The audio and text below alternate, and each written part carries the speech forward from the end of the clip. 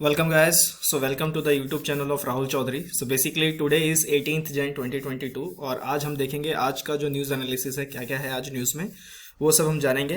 Right, तो बने रहिए मेरे साथ इस वीडियो में. You will get to know about everything that we going to study in the next few minutes. Right, तो चलिए, सबसे पहला है अपने पास जो न्यूज़ है that is marital rape.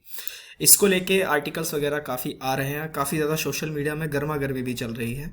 Right, ये एक आर्टिकल आज के द हिंदू न्यूज़पेपर का है. Need more time to decide stand on marital rape, centre tells high court. तो केंद्र ने हाई कोर्ट को बोला है कि उन्हें थोड़ा और समय चाहिए मैरिटल रेप पे सोचने के लिए. क्या है ये, समझते हैं क्या इसकी कहानी है, क्यों ये ज़्यादा इंपॉर्टेंट है. और मेरे हिसाब से प्रीलिम्स में तो इसका उतना रोल नहीं आता, लेकिन मेंस पेपर में जो सोसाइटी है या जो वुमेन एम्पावरमेंट है या एथिक्स के जो मुद्दे हैं, वहाँ से इसके बहुत सारे सवाल बन सकते हैं. बहुत अच्छे आंसर्स आप इसमें लिख सकते हैं, इसको अगर आप इंक्लूड करते हैं. सबसे पहला है अपने पास सेक्शन 375 ऑफ आईपीसी, यानी इंडियन पिनल कोड का जो सेक्शन 375 है. ये क्या करता है कि आपको पता है आईपीसी की जो धाराएं हैं वो किस लिए दी जाती हैं, कि आपको क्या क्या पनिश किया जाए. इसमें एक चीज एग्जेम्प्ट कर रखी है कि अगर कोई भी व्यक्ति अपनी पत्नी के साथ, अपनी बीवी के साथ अगर फोर्सफुली किसी भी तरीके के सेक्सुअल इंटरकोर्स में इन्वॉल्व है तो उस पे रेप के चार्जेस नहीं लगेंगे. ये जो है सेक्शन 375 का जो आईपीसी है एग्जेम्प्ट करता है. It exempts for forceful sexual intercourse by man with his own wife from the offence of the rape. अब इसमें एक चीज़ ये है कि वाइफ माइनर नहीं होनी चाहिए, वाइफ की जो एज है 15 ईयर्स से ऊपर की होनी चाहिए. साथ ही साथ ये जो चीज़ है, ये जो एक्सेप्शन दी गई है, this is called marital rape. इसको जो है आजकल अखबारों में क्या नाम दिया जा रहा है, मैरिटल रेप. क्योंकि कानून तो ये कहता है कि कोई भी अगर आदमी है अपनी बीवी के साथ अगर वो फोर्सफुली भी कुछ कर रहा है सेक्सुअल एक्टिविटीज, तो हम उसे रेप की कैटेगरी में नहीं ले सकते. अब इस पे जस्टिस जेएस वर्मा कमेटी की रिपोर्ट आई, जो कि निर्भया कांड के बाद बनाई गई थी और जो पूरा रेप के रिगार्डिंग में है, तो ये ध्यान रखना है इस कमेटी का नाम. तो उन्होंने प्रपोज किया कि देखो ये जो मैरिटल रेप है इसको आपको क्रिमिनलाइज कर देना चाहिए. लेकिन सरकार का यह कहना था कि अगर हम इसे क्रिमिनलाइज करेंगे तो जो शादी का जैसा जो इंस्टीट्यूशन है वो खतरे में आ सकता है. फिर शादी पे से लोगों का विश्वास नहीं रहेगा, लोग इसे इलीगली मतलब अलग अवैध तरीके से इसका प्रयोग करेंगे. हस्बैंड्स जो होंगे यानी कि जो मेल पर्सन होंगे उनको इसका जो ब्रंट है वो काफ़ी ज़्यादा सहना पड़ेगा. फिर marital rape can not become a ground for divorce in acts like Hindu marriage act 1955, Muslim personal law application act 1937 जिसे शरीयत लॉ कहते हैं, एंड स्पेशल मैरिज एक्ट 1954. तो ये भी एक मुद्दा है कि अगर मुझे डाइवोर्स लेना है तो XYZ बहुत सारी चीज़ें मैं बता सकता हूँ, लेकिन मैरिटल रेप को मैं ग्राउंड नहीं बता सकता. कोई भी महिला ये नहीं कह सकती अपने पति को लेकर कि इन्होंने मेरा रेप किया है, बिकॉज पति पत्नी है भाई वो. राइट, तो ऐसा ये इन सारे एक्ट के तहत माना जाता है. Victims of marital rape will get protection from domestic violence act 2005. सिर्फ और सिर्फ अगर मैरिटल रेप को कोई अगर संरक्षण दे रहा है, कोई उनका बचाव कर रहा है, तो एक ही कानून है, that is domestic violence act 2005. अब क्रिमिनलाइजेशन क्यों होना चाहिए, क्योंकि कानून में तो है नहीं, सेक्शन 375 ने एग्जाम्प्ट कर रखा है, लेकिन ये होना क्यों चाहिए. पहली बात, नॉन कंसेंशुअल सेक्स है, मतलब कंसेंट के साथ नहीं है. दूसरा, marriage is an equal relationship concept, तो यहाँ पे इक्वलिटी नहीं आती है. The male figure has some kind of a dominancy over the female figure, तो ये कुछ इस तरीके से बताता है. तीसरा, marital rape victim suffer from psychological problems, अगर उसके साथ ज़बरदस्ती हुई भी है तो कुछ ना कुछ साइकोलॉजिकल ट्रॉमा तो उसको होगा ही होगा, तो वो सब चीज़ें कहाँ जाएंगी. Next, violates article 14, 15, 19 and 21 of the women, क्योंकि वुमेन भी एक इंडिविजुअल है, सिटीजन है, तो उनके सारे जो आर्टिकल्स में जो अधिकार हैं वॉयलेट हो रहे हैं. Right to equality, article 15, article 19, article 21 that is right to life, ये सारे के सारे वॉयलेट हो रहे हैं. Next, there must be a physical abuse involve in marital rape and in case of. Right, तो अगर मतलब मान लीजिए कि मैरिटल रेप हो रहा है, ऑब्वियस सी बात है विदाउट कंसेंट अगर हो रहा है, तो कुछ उसमें फिजिकल अब्यूज भी जो है, मारपीट भी जो है वो शामिल हो सकती है, तो इसके भी संभावनाएं बढ़ जाती हैं. तो दैट्स वाई मैरिटल रेप को क्रिमिनलाइज कर देना चाहिए. And next, in cases of child marriage it will frequently prevalent as they are forceful married off, क्योंकि जो बाल विवाह होता है तो बच्चों को समझ तो होती नहीं कि शादी क्या है और ये कैसे कैसे क्या करना है, तो उसमें जितने भी मैरिजेस होते हैं वो फोर्सफुल मैरिज होते हैं और उसमें ये चीज़ें बहुत ज़्यादा खास देखी जाती हैं. दैट्स वाई ये पक्ष पैटिशनर रख रहे हैं कि जो है इस तरीके से इसे क्रिमिनलाइज कर देना चाहिए. लेकिन सरकार क्या कह रही है, सरकार का सुनते हैं. सरकार कह रही है कि अगर हमने इसे कर दिया then it can become easy tool for harassing husbands. तो हस्बैंड्स को हैरेस करने के लिए, जैसे डाउरी में हो रहा है 498A जो डाउरी का है आईपीसी, उसमें जिस तरीके से मतलब प्रताड़ित हो रहे हैं मेल फिगर्स, तो फिर वैसी चीज़ें हो सकती हैं। फिर मैरिज एज एन इंस्टीट्यूशन वो अपने आप में कमज़ोर हो जाएगा। और फिर लॉ कमीशन ने भी इस चीज़ पे पहले रिव्यू किया हुआ है रेप लॉस को लेके, लेकिन उन्होंने ये नहीं बोला था, रिकमेंड नहीं किया था कि मैरिटल रेप को क्रिमिनलाइज कर दो। फिर नेक्स्ट बात और सबसे अहम बात जो सरकार कह रही है कि अगर कंसेंट है या विदाउट कंसेंट है, आप इसे डिस्टिंग्विश कैसे करोगे? जस्ट बिकॉज कि फीमेल इज सेइंग कि मेरे साथ जबरदस्ती की गई है, इस बेसिस पे तो आप नहीं कर सकते। आपके यहाँ पे लैक ऑफ एविडेंस आ जाता है, क्योंकि सरकार, माफ कीजिए सरकार कह रहा हूँ, जो कानून है वो सिर्फ कहने से तो नहीं मानेगी, एविडेंस होना चाहिए। तो एविडेंस में आप ये प्रूफ कैसे करोगे कि ये जो सेक्सुअल एक्टिविटीज थी ये विद कंसेंट थी या विदाउट कंसेंट थी? तो ये जस्टिफाई नहीं कर सकते आप। तो ये सारे जो डिसएडवांटेजेस है इसको लेके कोर्ट के भी कुछ जजमेंट्स आए हैं इस पे। दैट इज सुप्रीम कोर्ट ने बोला है कि मैरिटल रेप जो है क्रिमिनलाइज करेंगे, लेकिन सिर्फ माइनर वाइफ के लिए, यानी कि बिलो 15 वाली जो है उनमें। ये हिस्टोरिकल जजमेंट था independent thought versus Union of India का 2017 में। साथ ही साथ जो केस पुट्टा स्वामी और यूनियन ऑफ इंडिया 2018 में राइट टू प्राइवेसी था, वो भी इससे रिलेट होता है। फिर सुप्रीम कोर्ट ने अडल्ट्री एज अ क्राइम को भी स्ट्रक डाउन किया था, Joseph Shine versus Union of India 2018 के। तो हिस्टोरिकल जजमेंट्स ये सारे रहे हैं कोर्ट के, तो ये थोड़ा सा देख लीजिएगा। बहुत सारा मटेरियल मैंने आपको बता दिया है, तो आप काफ़ी कुछ इस पर अब लिख सकते हैं, समझ सकते हैं। आई होप आपको क्लियर हो गया होगा that what is marital rape and why the centre is now saying to the high court, Delhi high court, कि हमें थोड़ा और समय चाहिए इस पर सोच विचार करने के लिए। नेक्स्ट न्यूज देखते हैं, that is 6th mass extension, environment and ecology से है। सबसे पहले 6th मास एक्सटेंशन अगर ये चल रहा है, एक्सटेंशन मतलब विलुप्त हो जाना, तो ये जो पांच जो हुए हैं वो क्या क्या हैं देखो। सबसे पहला ये है first mass extension late Ordovician, 440 million years ago हुआ था। दूसरा है second mass extension late Devonian, right. Third है थर्ड मास एक्सटेंशन परमियन का। फोर्थ मास एक्सटेंशन जुरासिक, जो जुरासिक पार्क किस किसने मूवी देखी है जरूर बताना। Fifth mass extension Cretaceous, right. तो ये सारी ये 5 मास एक्सटेंशंस हो चुके हैं। अब हम छठे में चल रहे हैं। तो रिसर्चर्स साइंटिस्ट का कहना है कि right now we are going in the 6th mass extinction, that is the ongoing 6th mass extinction may be one of the most serious environmental threat to the persistence of the civilisation according to the new research. Earth was once home to 2 million known species, कम से कम 20 lakh known species थे according to the study. However since 1500 as many as 7.5 से लेके 13% के जो species थे खत्म हो गए। दैट नंबर एनीवेयर फ्रॉम, अब जो है कम से कम 1.5 लाख से लेकर 2.5 लाख के आसपास के डिफरेंट स्पीसीज हैं। कहाँ 20 लाख थे, कहाँ 1.5 लाख, 2.5 लाख के आसपास पे हम आ चुके हैं।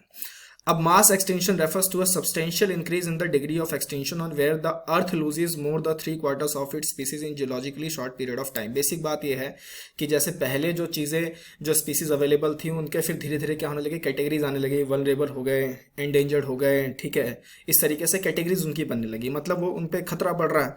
सो far during the entire history of earth there have been 5 mass extinction. अभी कौन सा चल रहा है, छठा। छठे को नाम क्या कहते हैं, एंथ्रोपोसीन एक्सटेंशन इसको नाम कहा जाता है, ये आपको ध्यान रखना। और इसके पीछे जो सबसे बड़ा एनवायरमेंटल प्रॉब्लम बताया जा रहा है वो है कि लॉस ऑफ स्पीसीज, ये तो परमानेंट होगा ही होगा, क्योंकि एनवायरनमेंट बहुत ज़्यादा डैमेज हो चुका है। और इसका जो सारा ठीकड़ा जो फोड़ा जा रहा है वो ह्यूमंस के ऊपर, यानी आप और मैं, होमोसेपियंस, इनके ऊपर फोड़ा जा रहा है। One of the reasons that humanity is an unprecedented threat to the many living organisms is because of their growing numbers, क्योंकि लगातार हम संख्या में बढ़ते जा रहे हैं। पहले हम संख्या में बहुत कम थे, पहले जीवन निर्वाह करने के हिसाब से चलते थे, अब क्या है कि अब संख्या में बहुत ज़्यादा हो गए हैं, तो अब एनवायरमेंटल डिग्रेडेशन होना शुरू हो चुका है। The loss of species have been occurring since human ancestor developed agriculture, 11,000 साल पहले। Since then the human population has increase about 1 million से लेकर अब हम 7.7 बिलियन, यानी कि 780 करोड़ के आसपास हम लोग की जनसंख्या अब जो है वो पहुंच चुकी है। सेवरल स्पीसीज ऑफ मैमल्स जो पहले काफ़ी ज़्यादा सेफ थे, पिछले दशकों के अंदर में बहुत सारे, मतलब चीता हो गए, लॉयन हो गए, जिराफ हो गए, they are going to be endangered. अब तकरीबन अगर बात करें तो वाइल्ड लाइफ में जो लॉयंस है सिर्फ 20,000 ही बचे हैं, 7,000 से कम चीता हैं, ऊपर से 500 से 1,000 तक आपके पास बड़े पांडाज हैं, 250 से सुमात्रन राइनोसोरस हैं, ठीक है। अभी मैं पढ़ रहा था कल ही कि मध्य प्रदेश का जो पेंच टाइगर रिजर्व है उसमें, वहाँ पर भी एक जो टाइगर थे उनके वो वहाँ पे डेथ हो गई, राइट। तो वो भी न्यूज़ आर्टिकल में थोड़ा सा आया हुआ था। अब इनका जो इम्पैक्ट है टेंजिबल है और इस तरीके से नहीं होना चाहिए, क्योंकि अगर ये होगा तो एनवायरमेंटल इकोसिस्टम पे ही फर्क पड़ेगा, लॉस ऑफ क्रॉप हो सकता है, पॉलिनेशन, वाटर प्यूरिफिकेशन, इन सब चीज़ों पे फर्क पड़ेगा। सो दैट्स वाई एक पूरे कल्चरल वेरिएबिलिटी पे भी फर्क पड़ेगा। तो ये आपको समझना पड़ेगा 6th मास एक्सटेंशन क्या है। I hope this is all clear. Right. So this is all about the sixth mass extension, और इसे हम एंथ्रोपोसीन एक्सटेंशन भी कहते हैं। ज़्यादातर लोग इसके जिम्मेदार किसको बताया जा रहा है, तो ह्यूमंस, होमोसेपियंस को इसका जिम्मेदार बताया जा रहा है। I hope this is all clear. चलिए आगे चलते हैं तीसरे स्टोरी पे। देश के मेंटर प्रोग्राम, देश के मेंटर प्रोग्राम आप देख रहे हैं, ये दिल्ली गवर्नमेंट द्वारा लॉन्च किया गया था अक्टूबर 2021 में। अब इसमें हुआ क्या था, इसमें यह हुआ था कि जो 9वीं क्लास से लेकर 12वीं क्लास तक के बच्चे हैं उनके लिए एक वॉलंटरी मेंटर्स जोड़ दिए गए थे। जैसे मान लीजिए मैं कोई मेंटर हूं, मुझे किसी चीज़ की अच्छी जानकारी है, तो मैं अगर क्लास 9 से क्लास 12 के बच्चों को मेंटर कर सकता हूं, तो मैं उस ऐप पे या उस वेबसाइट चला जाऊंगा, अपने आप को मैं रजिस्टर करूंगा एज अ वॉलंटरी मेंटर्स। अब इसमें जो मेंटर बन सकते हैं 18 से लेकर 35 तक के सभी लोग इसमें मेंटर के तौर पे साइन कर सकते हैं ऐप के थ्रू।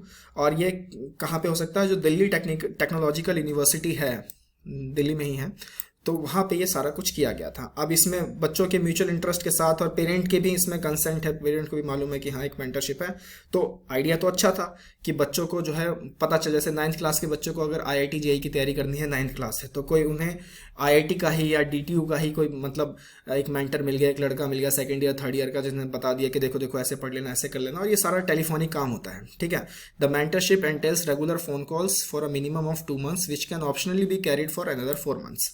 अब इसमें जो नेशनल कमीशन है प्रोटेक्शन ऑफ चाइल्ड राइट्स के, NCPCR, उन्होंने आपत्ति जताई है। उन्होंने कहा है कि दिल्ली गवर्नमेंट को तुरंत इस प्रोग्राम को सस्पेंड करना चाहिए, क्योंकि इसमें बहुत सारे लूप होल्स हैं और चिल्ड्रन की सेफ्टी पे भी काफ़ी सारे सवाल खड़े होते हैं।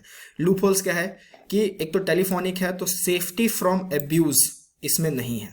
कि मान लीजिए कि किसी ने, क्योंकि एक तो जेंडर बायस नहीं है कि लड़का लड़के के साथ ही मेंटरशिप हो, ठीक है, मतलब कोएड भी हो सकते हैं, तो इसमें जो सेफ्टी है, क्योंकि टेलीफोनिक अब्यूज़ भी एक तरीके का अब्यूजमेंट होता है, तो वो एक इसमें रहता है। फिर कोई पुलिस वेरिफिकेशन का इसमें प्रोसेस नहीं है, बच्चों से रिलेटेड चीज़ें हैं, और फिर साइकोमेट्रिक टेस्ट का भी कोई कंसर्न इसके ऊपर नहीं लाया गया है। तो दैट्स वाई जो NCPCR है, national commission for protection of child rights, वो चाह रही है कि इसको तुरंत बैन कर दिया जाए। क्लियर। नेक्स्ट हो रही है अपने पास पोस्टल वोटिंग। पोस्टल वोटिंग में हाल फिलहाल जो नई न्यूज़ आई है, इलेक्शन कमीशन ने बोल दिया है कि जर्नलिस्ट लोग भी अब अपने वोट्स पोस्टल बैलेट फैसिलिटी के थ्रू कास्ट कर सकते हैं। अब कोई भी वोटर अगर पोस्टल बैलेट फैसिलिटी के तहत अपना वोट डालता है, तो वो पोलिंग स्टेशन पे, जैसे आप और हम डालते हैं पोलिंग स्टेशन पे जाके चुनाव का जो एक दिन फिक्स होता है, वैसे नहीं डाल पाएगा। उसके लिए पोस्टल बैलेट फैसिलिटी अलग होती है। अब इसमें जैसे कुछ कुछ जो सर्विस वोटर्स हैं, जैसे आर्म्ड फोर्सेज में हैं या फिर पुलिस में हैं, ठीक है, गवर्नमेंट सर्वेंट है जो कि अब्रॉड में पोस्टेड है, या फिर जिनकी इलेक्शन के दिन पे ड्यूटी लगी हुई है, voters on the election duty, voters above 80 years of age और persons with disabilities and voters under preventive detention, ये सारे के सारे अलाउ होते हैं पोस्टल बैलेट में। अब जर्नलिस्ट को भी इसमें अलाउ कर दिया गया है। क्लियर। नेक्स्ट स्टोरी है अपने पास वोल्केनो इन टोंगा।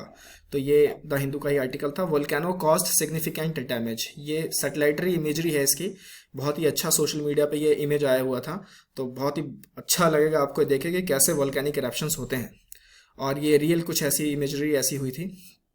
अब समझते हैं क्या है ये। तो टोंगा एक जगह है, यहाँ पे एक वोल्केनो यहाँ पे इरप्ट हुआ है, जिसने सुनामी वेव्स जो है वो क्रिएट कर दी हैं पैसिफिक ओशियन में। अब ये कहाँ पे हुआ है, ये हुआ है रिंग ऑफ फायर के आसपास। तो पहले रिंग ऑफ फायर देख लेते हैं। ये आप देख रहे हैं, this is called ring of fire. अब यहाँ पे आप देखोगे ये ऑस्ट्रेलियन प्लेट इस तरफ से आता है घूमता हुआ, ये जावा ट्रेंच, ये सारा का सारा जो ये है, ये सारा का सारा क्या है, this is old what, this is ring of fire. यहाँ पे आपको एंडीज भी दिखेगा, फिर नॉर्थ अमेरिका वेस्ट कोस्ट भी आपको यहाँ पे दिख रहा है, राइट। तो ये है सारा, और यहाँ कहीं बीच में ही टोंगा है। ये जो आप देख रहे हैं ना, ये टोंगा ट्रेंच है, राइट, ये पूरा का पूरा टोंगा ट्रेंच है। तो यहाँ पे ही टोंगा है। तो यहाँ पे वोल्केनिक इरप्शन हुआ है रिंग ऑफ फायर के आसपास। रिंग ऑफ फायर बहुत ही सेंसिटिव जगह है, आए दिन यहाँ पे अर्थक्वेक वगैरह जो है होते रहते हैं। It is a horseshoe shaped seismically active belt of earthquake epicentres, volcanoes and tectonic plates boundaries. There is a chain of island of arc consisting of Tonga, Indonesia archipelago, यहाँ पे Indonesian archipelago, वो सारा मैंने यहाँ इसके ऊपर लिख दिया है क्या क्या है। फिर फिलीपींस है, फिर जापान, कुरिल आइलैंड। बताइएगा कुरिल आइलैंड किसके बीच का बोन ऑफ कंटेंशन है, यानी किन दो देशों के लिए कुरिल आइलैंड को लेकर लड़ाई चल रही है। एंड एलेविथियंस, इन यहाँ पे ये पूरा चेन बनाता है। It has western coast of North America and the Andes mountain. यहाँ पे आप देख सकते हैं ये एंडीज का माउंटेन यहाँ से जा रहा है, और ये नॉर्थन वेस्ट कोस्ट है अफ्रीका का, माफ कीजिएगा अमेरिका का, राइट। अब वोल्केनोज की डेफिनेशन एक बार देख लेते हैं। These are the places where gases, ashes and molten rock material escape to the ground. Once it reaches to the surface then it becomes a lava, तब ये लावा बन जाते हैं। इसमें जो गैसेस होते हैं, नाइट्रोजन के भी कंपाउंड्स होते हैं, सल्फर के भी कंपाउंड्स होते हैं, और कुछ कुछ छोटे छोटे अमाउंट्स होते हैं क्लोरीन के, हाइड्रोजन के, आर्गन के। 5 तरीके के वोल्केनोज होते हैं। शिल्ड वोल्केनो होता है, कंपोजिट वोल्केनो होता है, कल्डेराज होता है, फ्लड बेसल्ट वोल्केनो होता है, मिड ओशन रिज वोल्केनोज होता है। तो ये मैं पढ़ाने नहीं बैठूंगा यहाँ पर, क्योंकि ये बहुत ही फाउंडेशन वाली चीज़ है। ये आप बुक्स वगैरह से भी रेफर कर सकते हैं, जीसी लियोंग जैसी जो किताबें हैं उसमें से आप इसको पढ़ लीजिएगा, क्योंकि वोल्केनोज पे ये बातें चल रही हैं तो आ सकता है वोल्केनो पे कुछ भी। क्लियर। नेक्स्ट स्टोरी है अपने पास रेयर अर्थ मेटल्स। तो रेयर अर्थ मेटल्स में क्या ताज़ा खबर है? ताज़ा खबर यही है कि जो अमेरिका है उन्होंने एक अपने उसमें एक बिल प्रपोज किया है रेयर अर्थ मेटल को लेके, और वो कह रहे हैं कि देखो जी, आने वाले समय में हम अपनी डोमेस्टिक प्रोडक्शन को बूस्ट करेंगे related to rare earth metals.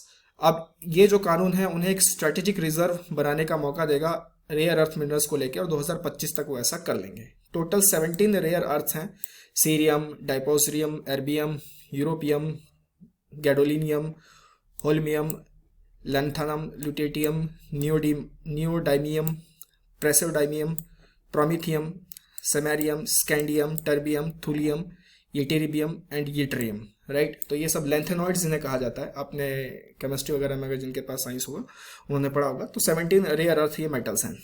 इनको रेयर अर्थ क्यों कहा जाता है? Because they are difficult to extract. इन्हें एक्सट्रैक्ट करना बहुत डिफिकल्ट होता है इनके ऑक्साइड फॉर्म से। क्या भारत के पास भी ऐसी पॉलिसी है? बिल्कुल है, भारत के पास रेयर अर्थ पॉलिसी है। Exploration in India has been conducted by the bureau of mines and department of atomic energy, और इसी के तहत आता है IREL, India rare earth limited, जिनके पास पूरी मोनोपोली है रेयर अर्थ ऑक्साइड्स को प्रोड्यूस करने की। मेन एम इनका यह है कि आपको थोरियम प्रोवाइड करना है डिपार्टमेंट ऑफ एटॉमिक एनर्जी को, और वो आप किससे एक्सट्रैक्ट करेंगे? वो आप एक्सट्रैक्ट करेंगे मोनजाइट से। ठीक। तो ये इनका मेन एम है। बाकी ये एक्सट्रैक्शन करके, प्रोड्यूसन करके रेयर अर्थ ऑक्साइड्स को ये फॉरेन फर्म्स को भी बेच सकते हैं, ऐसा कोई मनाही इनके पास नहीं है। एक समय था जब चीन के पास पूरी मोनोपोली थी इसकी प्रोडक्शन को लेके। 90% जितना भी रेयर अर्थ एलिमेंट से जो भी प्रोड्यूस होता था वो चीन करता था और दुनिया भर में देता था। अब ये गिर के 60% के आसपास आ चुका है, लेकिन मोर देन 50% का तो हिस्सा चाइना के पास है ही, और इसी वजह से अमेरिका ये बिल लेके आया है टू काउंटर चाइना ऑल्सो। ऐसा बताया जा रहा है कि ये जो अमेरिका बिल लेके आ रहा है, क्योंकि अमेरिका भी काफ़ी ज़्यादा चाइना पे इस चीज़ को लेके डिपेंडेंट था, तो वो कह रहे हैं कि हम अपना ही स्ट्रैटेजिक रिजर्व बनाएंगे टू काउंटर द चाइना। हमें चाइना वालों की कोई ज़्यादा ज़रूरत नहीं है। India has the world's 5th largest reserve of rare earth elements, ये थोड़ा याद रखेगा, nearly twice as much as Australia, but it imports most of its rare earth needs its finished from China. तो हम चाइना से ही करते हैं, जबकि हमारे पास विश्व के हिसाब से 5वां सबसे बड़ा रिजर्व है रेयर अर्थ मेटल का, लेकिन फिर भी हम ज़्यादातर इंपोर्ट चाइना से ही करते हैं। क्लियर। तो ये था। नेक्स्ट स्टोरी है अपने पास, that is special marriage act 1954। एक और शादी से रिलेटेड कहानी एक और आ चुकी है।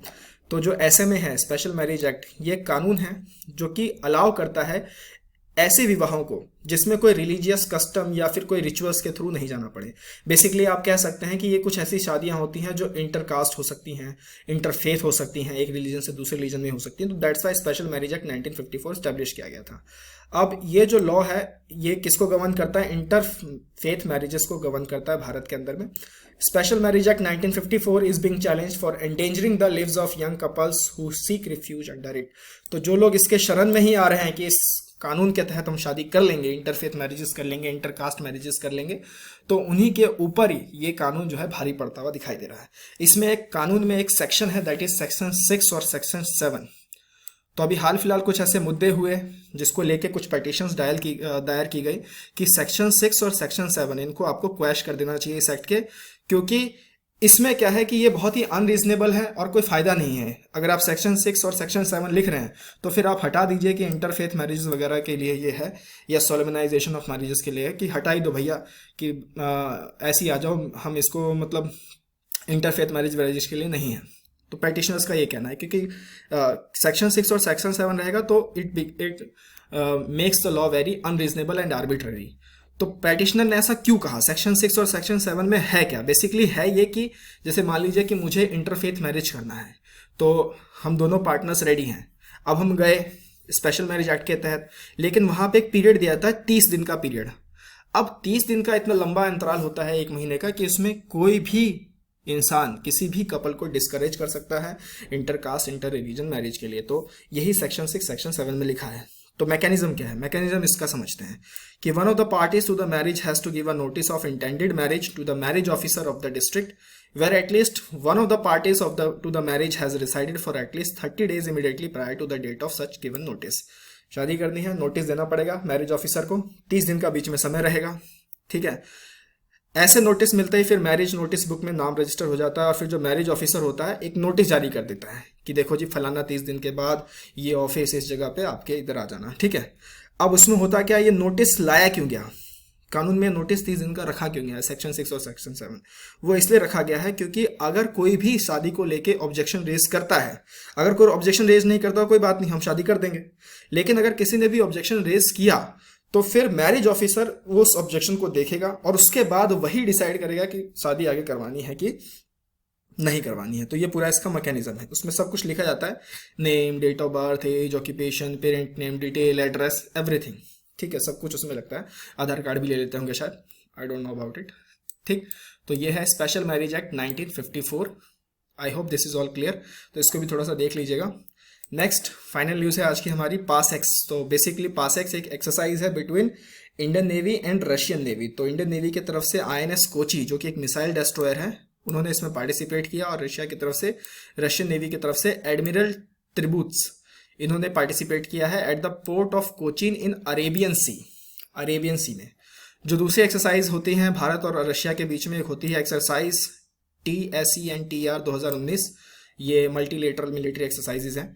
जापड़ 2021 ये भी मल्टीलेटरल मिलिट्री एक्सरसाइजेज हैं। और इंद्र एक्सरसाइज ये ट्राई सर्विसेज की जॉइंट मिलिट्री एक्सरसाइजेज हैं। इंद्र मतलब आप नाम से समझ सकते हैं, इंडिया प्लस रशिया।